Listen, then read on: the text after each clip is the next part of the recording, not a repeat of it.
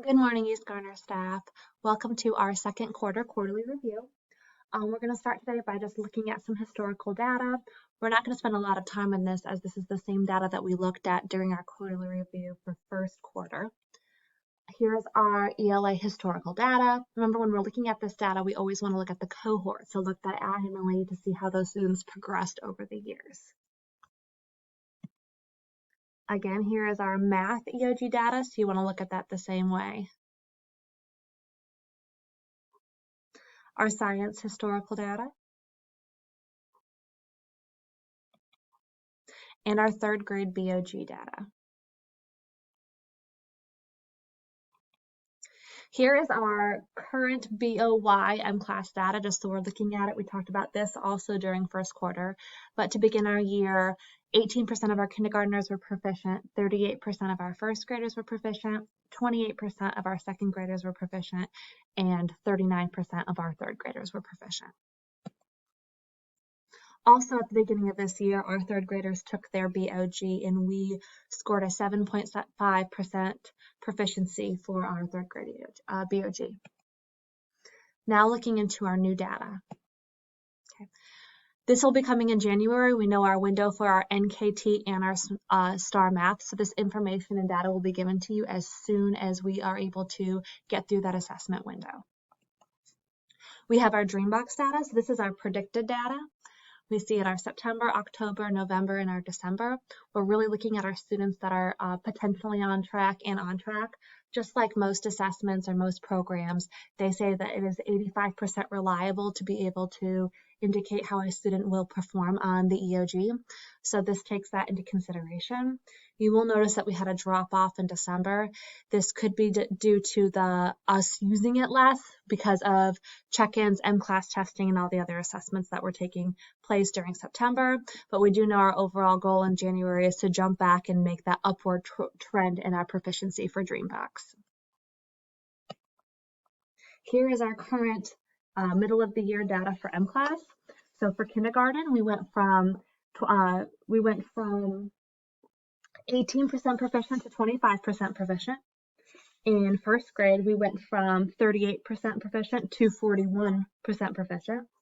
In second grade, we went from 28% proficient and dropped to 25% proficient. In third grade, we went from 39% proficient and dropped to 38% proficient.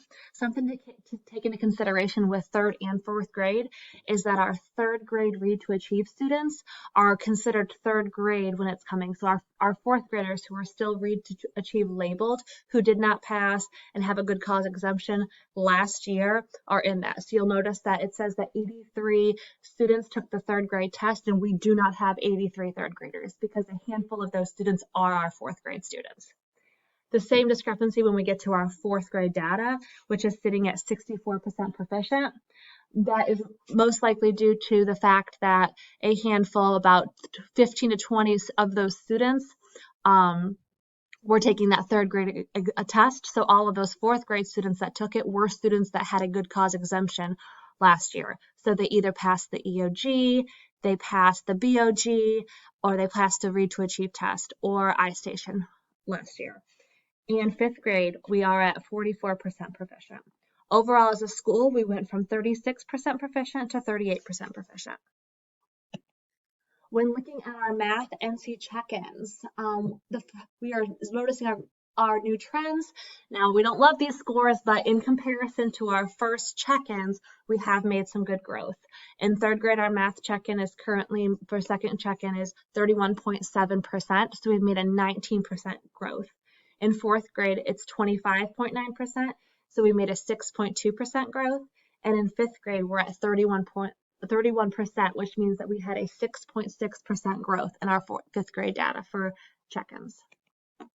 For our science check-in, we are at 35.9 overall in the test. Science is a little different because we do teach it in increments. So there are some questions that were not yet taught and that will be taught in third and fourth quarter.